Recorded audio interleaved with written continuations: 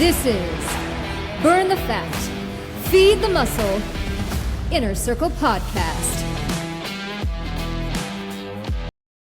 Hello, everyone, and welcome to the new Burn the Fat, Feed the Muscle podcast.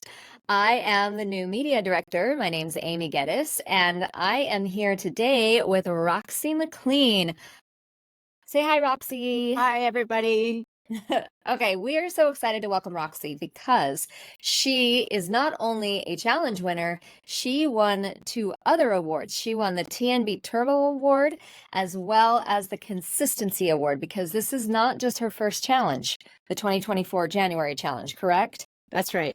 You also tell me which other challenges you've participated in. I've been doing challenges pretty consistently since 2020, so I've got a few under my belt. So you are experienced at this. You're going to be one of those Hall of Famers. Well, I hope so.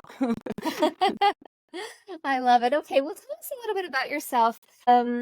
Just about you, not about the challenge. Just give us some insight into who Roxy is. Okay. Well, I'm 62 years young, and there's a lot of history in 62 years, so I'm going to keep this fairly brief, but to the point. I'm a mother of 2 sons. The oldest is 41 and the youngest is 34.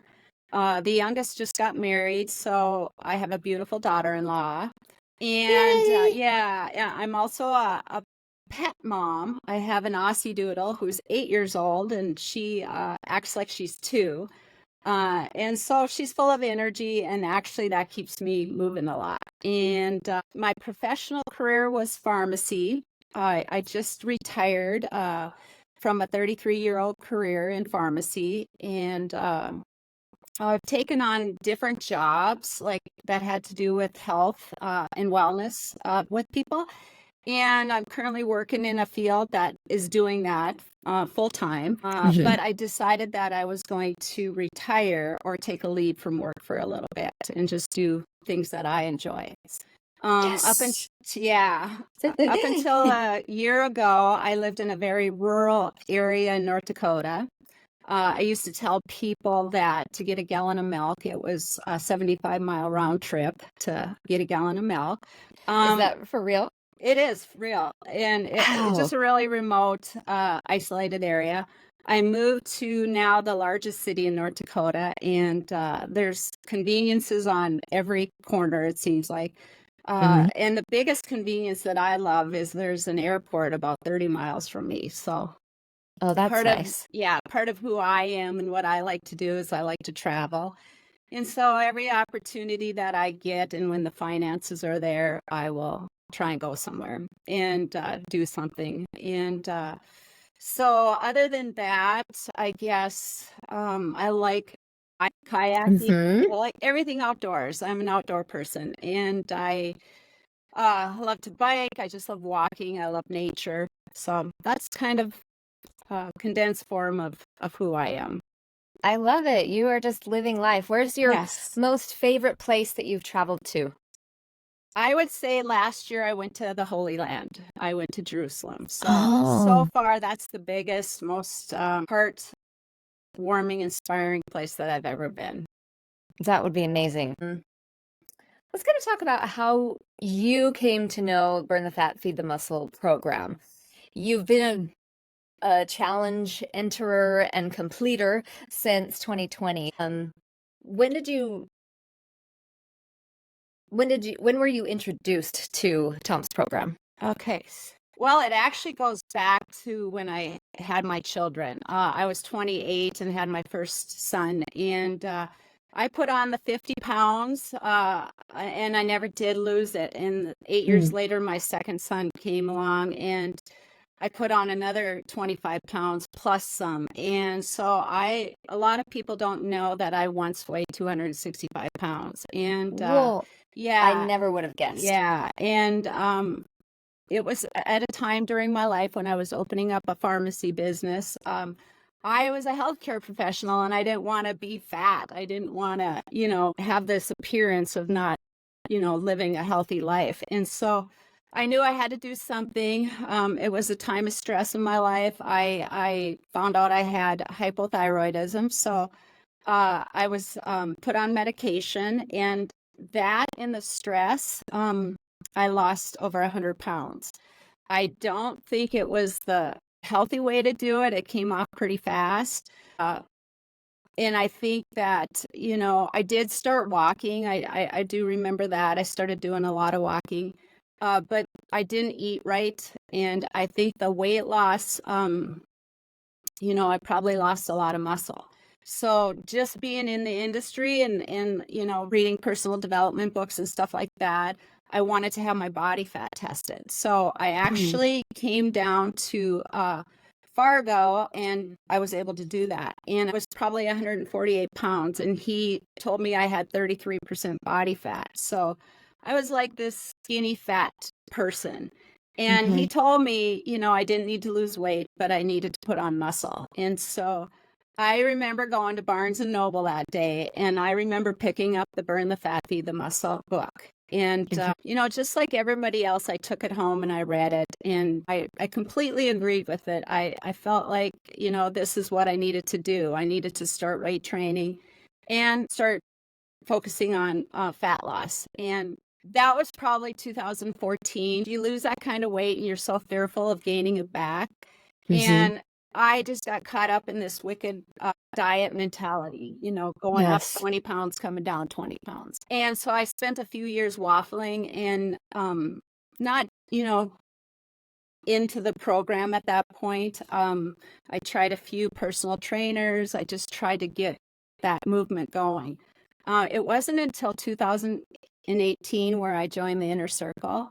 And I still struggled. I remember actually my first challenge ever, I ended up starting and quitting. A little ashamed of that, but it happened. Don't be at all. I know, it happened. And, I went back to the book again, read the book again. I downloaded Body Fat Solution that Tom put out. And it just still made sense to me. And I guess it was 2020 that I joined the Inner Circle again, or right around 2018. 2020, I decided to do another challenge. And since then, I haven't looked back. You're just on fire. You just keep going and keep getting better because you've gained, how much muscle was it? What's your muscle percentage now? Right now, I did right after this challenge, I did a bod pod measurement, and it says I'm 27.8% body fat. So, and I actually improved from summer. I dropped maybe 0.3 or 4% percentage points of body fat. So yeah, I've improved over the years and brought that body fat down. That's impressive. I gained maybe a little over a pound of muscle, which is probably appropriate for my age. It's a slower process. So that's the hardest part, I think. It because is. Usually when you go to gain muscle, you just gain fat. Yeah. That's the hard part I find. It's like, can I eat enough protein? Can I lift enough? Why is it taking so long? Exactly. Well, let's kind of talk about some of the 5 elements. Okay. Let's start with nutrition. So there's the 5 elements: nutrition, strength training, cardio, mental training, and social support. What did your nutrition look like? How did you have to change from what you were doing? I mean, going from yo-yoing with 20 pounds on, 20 pounds off, those kinds of things, those are pretty good size swings. What did it look like from those kinds of diets? Then when you changed to working the Burn the Fat, Feed the Muscle diet, tell me what that looked like and what was your day-to-day? How did you handle that and make those changes? Well, nutrition was probably my funnest element this challenge because, in the past, I would slash calories. I've been known to go down to 1,000 calories or 900 calories, and that's unhealthy. Because how tall are you? I'm 5'7". Calories for you, it's definitely not enough. And that diet mentality was always to lose weight the fastest in the fastest, shortest amount of time. So over the last few years, I've been really working hard at trying to change that and incorporating more calories and sticking to a higher range. And it's taken a little bit of time because just to get the volume in, and with the nutrition, I just told myself, here's a program, here's a guy who's had great success in the program. Why not just do what he says and, eat the food? So Yeah. I incorporated a lot of the burn the fat, feed the muscle recipes. I ate at least 3 different recipes a day, or I made that amount. And so a Wow. few weeks before the challenge started, I actually meal prepped, and I tucked away in the freezer about 5 weeks worth of food. So that made it really easy, just to pull Wow. it out. And then I use the meal planner, which I'm really becoming quite a fan of. It's easy to use now. I plug in the other foods that I eat along with the burn the fat recipes. I mean, they're bodybuilding, muscle building recipes, and they're fat reducing recipes. I mean, they're all good Right. foods centered around that. So to me, that was a, really huge part of my success. And it was fun because the recipes are really good. And Do you I, like to cook in general? yes, I do. Okay. I, That makes a I difference too. yeah, it really does. And I like all the food. And it wasn't like some of the other programs were, my gosh, you'd be hunting for certain kinds of foods that they would be making, or whatever they had in the recipes. And these are just like normal things that you normally buy. And that made it really easy. There's no magic No, ingredient that you must hunt down from the no, corners of the earth. no. It was, they're actually really good. And, I even took them to work. And it's so funny because every lunchtime, everybody was like coming out of their office and they were like, what's that smell? And that smells so good. And they really are good and tasty. Like, So, what are you having for yeah, lunch? yeah. So, I also use like the tools that are found in the calculators and stuff. So I set my calories somewhere between 1450 and 1600. I did the protein first, when I did my macros. I knew for some reason in my head, I feel like 135 pounds is where I want to, that's my magic number anyway. It's where I feel I'm going to get all the fat off from those 2 pregnancies and from life in general. So I set that to 135. I did play with it a little bit throughout the challenge, and I would go upwards to 150 once because it's easy for me to eat protein. I like protein. The recipes made that really easy too. When you eat more, it's easier to make the macros work than when you're eating 1,000 calories. It's like, how do you make this work? It's a lot more difficult. So that's what I did with nutrition anyway. Yeah. What was your favorite recipe? What's your go-to? It's or top 3? Thank you, because it's so hard. I really like and I'm not going to say the correct adjectives, but I like the turkey meatballs, and I love the pancakes, the double protein banana pancakes. I love the egg recipes. I love I'm just making a lot of them, and I love the Israeli tuna salad. That's a favorite one right now during the summer months because it's really easy and it's light, and it's funny that I can eat so much food now. It feel like a man's portion, but you build that up. You eat. Yeah. You keep eating, and so I don't know. They're all good. Yeah. Good. I love that. I love to cook too, and I create a lot of things. I have celiac, so I have to, I just do a lot of my own cooking anyway. And that was a recent diagnosis, but I found that it was very easy when I got diagnosed because I was already eating a lot of the things that didn't really involve bread anyway, because I didn't really like bread. But, when you're focusing on proteins and lean veggies and then, some other kind of starchy carb like brown rice or potatoes or sweet potatoes, it does make it easy. And I love how in the program it's obvious, eat whole foods, eat natural things that and season them well, cook them well, and you'll be fine. You don't have to buy somebody's prepackaged food that costs $1 million every month to succeed. It's like, if you actually just do a little math, you'll be fine. I agree. I like the whole food aspect of it all and the healthy eating aspect of the program. And I think truly the key in the recipes are the spices and the flavors, and nothing is boring. And Hmm. so I think that's what people just need to realize sometimes that, weight loss, fat loss isn't boring as far as the nutrition goes. It's kind of exciting. Yeah, well, and then that momentum you get from it Yeah. is very exciting. It's like I Yes. get to eat good food and get healthier.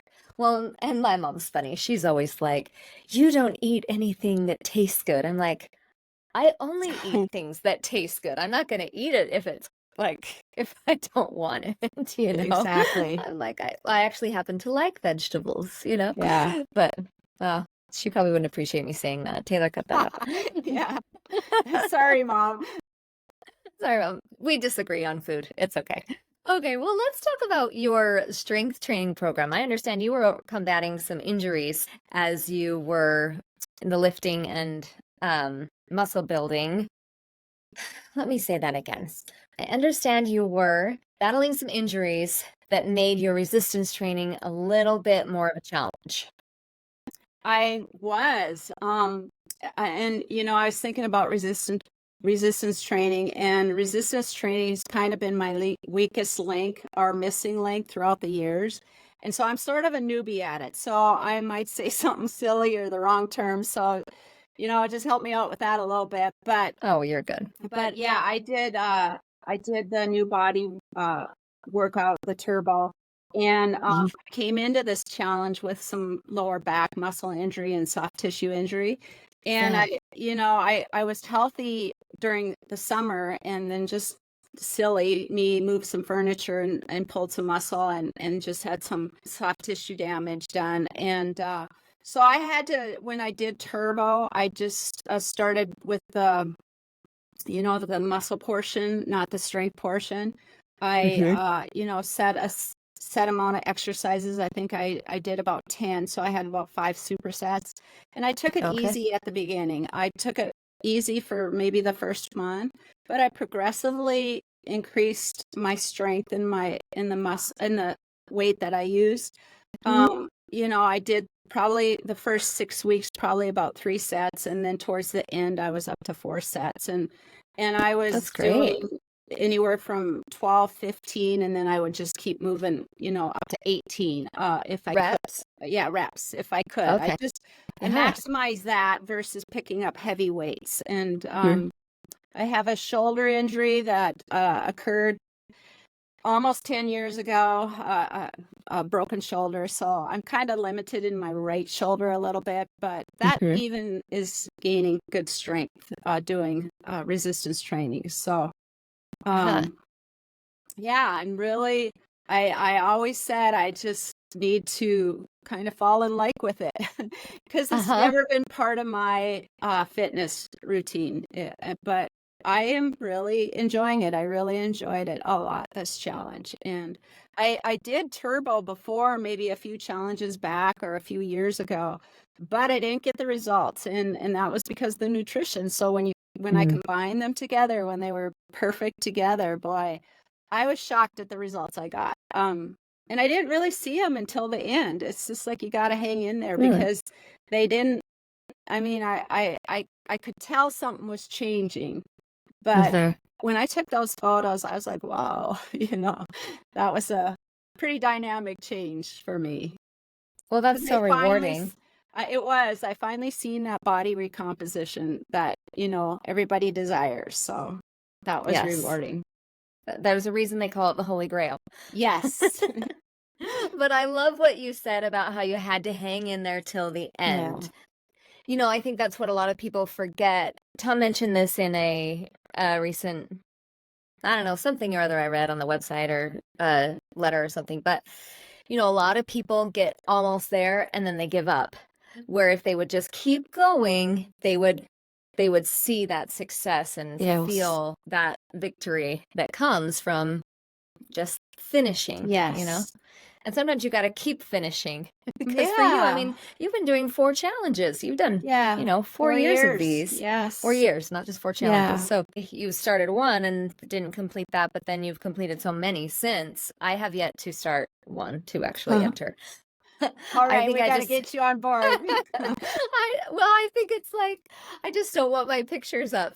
Oh, yeah. Once you get over the first hurdle, it's easier. You're like, Easier to do I don't that. care anymore. It don't matter. I love it. I love it. Okay, well, how much cardio did you do? A lot of times it's really easy to get caught up in like outrunning your fork Yes. and trying to just, spend forever on the treadmill or the Stairmaster or the bike or whatever. You said you enjoy walking. Tell me more about your cardio training. Yeah, I love cardio, and I think cardio for me is like it's my stress reducer in life. And so I used to do a lot of it. I am more of a steady state person. I don't like Mm-hmm. hit training, high intensity at all. I'm not so much a runner, but I do like the treadmill. I do like walking or hiking, or I do like biking. So Mm-hmm. this challenge, I use my treadmill and my stationary bike. Um, just, I found myself the last 2 challenges working full time. And so Mm. I didn't have as much time to do cardio as I have had in the past. And so it was different for me, but I think it turned out in hindsight to be better because I probably averaged, my goal was to do 60 minutes 6 times a week, but that didn't happen. It was kind of based on my energy level. And I You're probably did 30 to 45 minutes 3 or 4 times a week. And I would do steady state on the treadmill with an incline, or I would do the stationary bike about 30 minutes once or twice a week. Towards the end, it started warming up a little. I was able to get outside and get some good hiking in. But I think that helped because the weight training, I spend 4 hours a week doing the weight training. And okay. I put more effort into the weight training than I did the cardio. Mm-hmm. And I think it just gave, my body a chance to work differently, burn the fat differently. And I'm like switching that train of thought, like more weight training, less cardio a little bit. Right. I mean, I know you have to do cardio still, but you don't have to kill yourself doing it. Right. Well, and it's hard because, well, for me, I like to read. Okay. And so I'm like, okay, if I get all my weights done, then I can do some cardio and I can read my books. Yes. So, but I burned through a lot of books. I've spent Wow. many hours just reading at the On the gym, but treadmill? Oh, yeah. not the treadmill. I do not like treadmills. I like the bike or the stair Okay. climber. So I'll do Okay. those because they're steady. You Yes. can, Yes. and I read like I turn the font up really big on my phone. And so, yeah, that's the one thing I'm not willing to give up my Kindle Unlimited subscription because I use that. I'm like, I don't need any TV subscriptions. I just need my book subscription. So, Well, and you're busy, we're all busy, so we got to figure out how to fit our pastimes in right. our reading and stuff. So that's pretty cool. Well, it just makes it fun because otherwise I'd be like, I'm so bored. I'm doing something else. Yes. See you later. Or we go mountain biking. My husband and I like Yes. to mountain bike, and that's really fun. He's a lot more into it than I am, but I do have a good bike, so it's Well, fun. and being out in nature, you don't get bored. And so Mhm. it's kind of, to me, that's why I like nature so much. It's easy to be active out there, and it's a place to be. Well, and I think it's good for your mental health too. You're really just connecting with nature, with God. You're kind of in a more relaxed state. If I understand, that was also a big part of your mental training. Mental training, yeah, that's probably the last 2 years has been the most powerful element for me. It's where I've changed the most. I think during the challenges, I'll just kind of talk about the mindset a little. For me, um, joining the last couple challenges, there were many challenges within the challenge, and that kept me motivated and kept me focused on the mindset. Because Tom would put out questions for everybody and whoever participated each week. There were 12.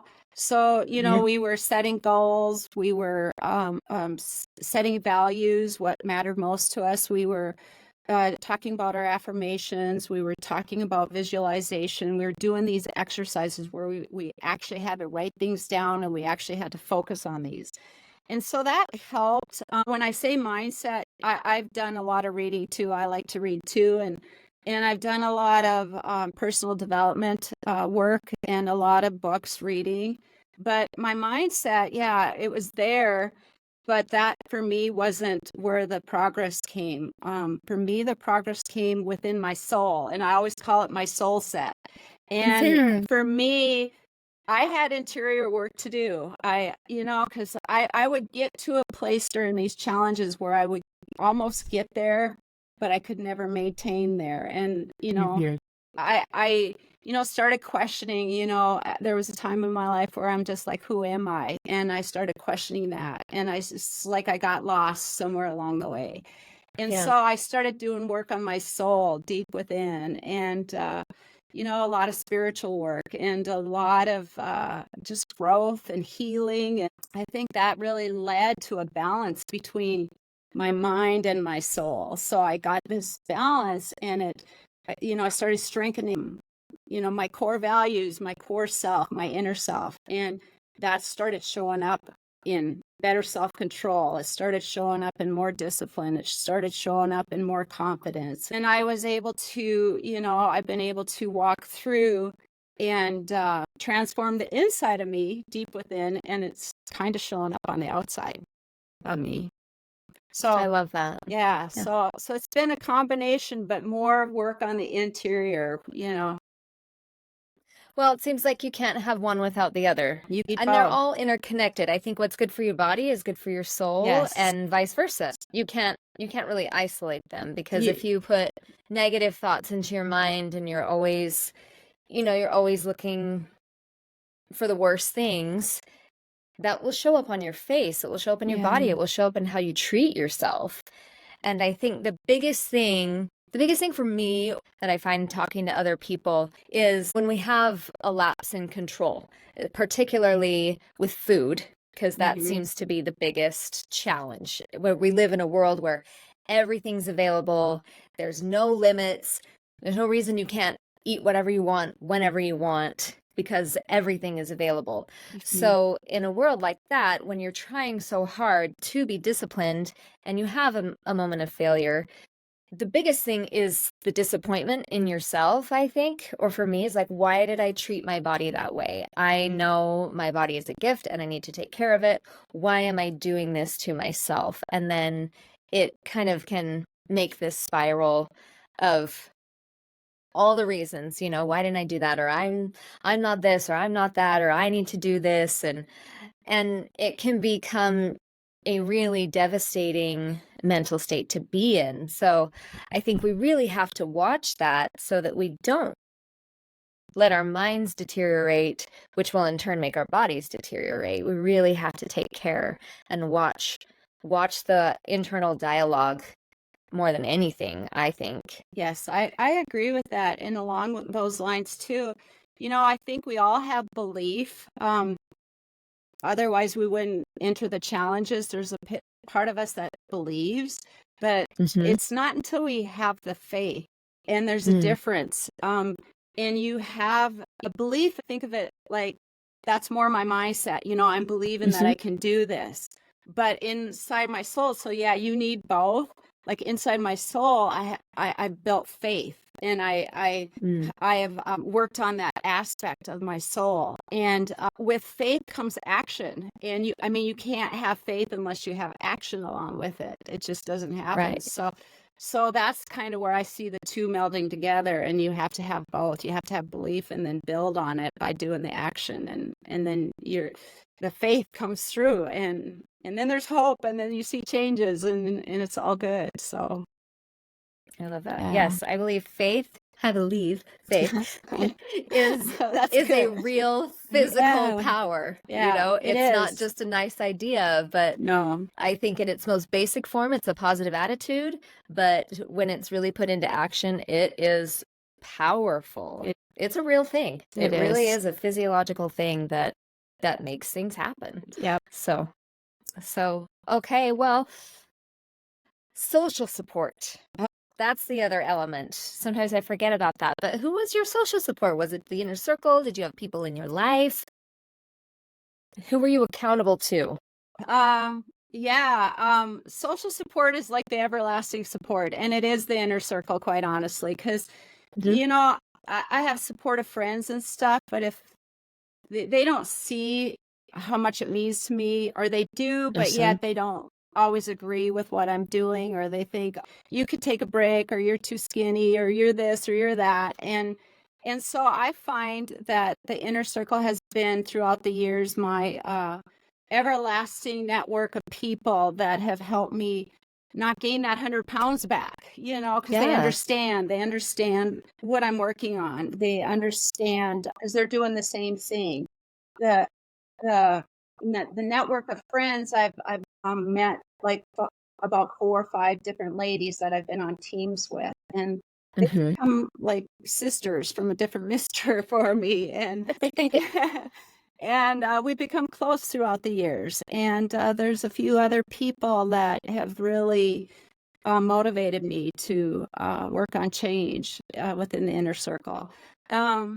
So yeah, social support is huge. The inner circle is like this mystical body. It's crazy because when I was prepping for this interview, I listened to some of the other success interviews, and I kept hearing words like synchronicity or uncanny, how you receive a message that you need it at the right moment in time, or just the other day a member said prescience, which is like foreknowledge. And I'm like, I have been feeling that the last couple of years, like being involved within the inner circle, and I equate it to the divine flow. And I even use the Holy Spirit, because I kid you not, like I would open my computer and it would just constantly show me the meal planner. And in my computer, when I shut it down, there's nothing on it. So why it would go to that site, I was like, okay, Holy Spirit, I'm going to use the computer. I'm going to use the meal planner.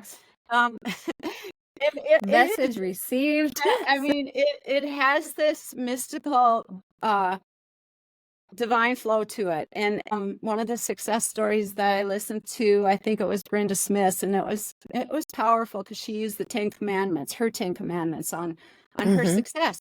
And it made me think of, what God's greatest commandment is to love the neighbor and to help thy neighbor. And that's what we're doing in the inner circle. We are really, truly helping each other. We're lifting each other up. We're encouraging each other. We're supporting each other. And that's, why wouldn't the Holy Spirit want to be part of the inner circle? Because that's kind of what's happening. And it's the social support is kind of my everlasting support, and keeping my weight down to an appropriate, healthy living. It's a lifestyle I want to lead. And I can't do it without people. I don't think any of us can, if we want to stay at a healthy weight. It's hard out there in this world. There's too many good foods out there that pull us to the dark side. Anyway, it's very lonely to try to fight against everything by yourself. And it's sad that it has to feel like a fight. It shouldn't feel like a fight, but it is. I mean, it's a struggle against the natural man, if nothing else. Yeah. Just human nature is a tough battle. But the good thing too, and I don't know, there's a lot of personal development that takes place, within the inner circle, because we're all working on it. And we bring it to our families at that point. We plant the seed and then we keep watering it because we're, constantly talking about it. And it just spreads. It seems like for a while, like we live in a, everybody's comfortable with being overweight or fat or obese, but maybe the trend is switching, because people are tired of being tired, and people are tired of not enjoying life, and people are tired of not being healthy. Well, it's interesting when you look at movies that were filmed 60 years ago versus movies that are filmed today. There is definitely a general body type difference, especially since COVID. Actors that you saw who were at a healthy weight look a lot different post-COVID. Things that were filmed in 2021, 22, people have put on a lot of weight during that year. And we always say that was the best thing that ever happened to us, because that's when we lost it all, when we realized that, no thanks. It's time to get healthy. Yes. And yeah, we had our own health journey there. So things have definitely changed over the years. And hopefully, yes, people are wanting to get healthier and not stay unhealthy. You have had some incredible friends that you go hiking with as well, I understand. And you Yes. have a really big hike coming up that Yes. is going to be another record-setting milestone in your life. Yes. Yes. Tell me about that. Okay. All right, I haven't had a lot of time to prepare yet for it, but I do have a real good hiking buddy. She's from my hometown, and we've known each other for years, and we connect really closely on that level. And yeah, we've hiked the Grand Canyon together. I did that with my son and her, and we just got done hiking Havasupai Falls in Arizona. So she and I have been to Iceland and hiked before, and now we're going to Spain. We're doing the Camino de Santiago, which is a Christian pilgrimage. There's networks all over Europe to begin and end at Camino Santiago, which is believed to be where relics or the tomb of St. James, the Apostle James, is located. So she and I are going to start out and do the Camino Frances, which begins in France. And we are going to cross the Pyrenees, or that's the goal. That's probably going to be the toughest part of the hike. The full hike will be 800 kilometers, or about 500 miles. We're going to take, it's recommended about 35 days. We'll be hiking about 15 miles a day on an average. It's generally not too hard. It's just the endurance of it. And just going through the first day, we'll be going through the Pyrenees Mountains. It's a gradual elevation gain of about 4,500, 4,600 feet. And it's going to be in one day? Yes. It's going to, the first day is the hardest. It's going to be the toughest challenge of the hike. The first day starts in a little area in France, and then at the base of the Pyrenees Mountains, and then we go up and through. And that's probably 16 miles that we'll do. I've read that it's like an 8-mile up and an 8-mile down, with the elevation up to 4,500 feet. So that'll be interesting. And then it's just every day we'll be walking. It's kind of a Christian pilgrimage, but everybody has their reasons for going. Some people are just trying to unplug from life. Some people are going because of some spiritual connection they might want to receive. There's just different saints along the way. Like we enter Basque County, and Saint Ignatius of Loyola. I mean, I'm hoping that maybe I'll have a run-in with him. And then you earn a certificate with this hike based on your miles. So it's like 500 miles. And you get to Santiago, and they give you a certificate for doing the hike.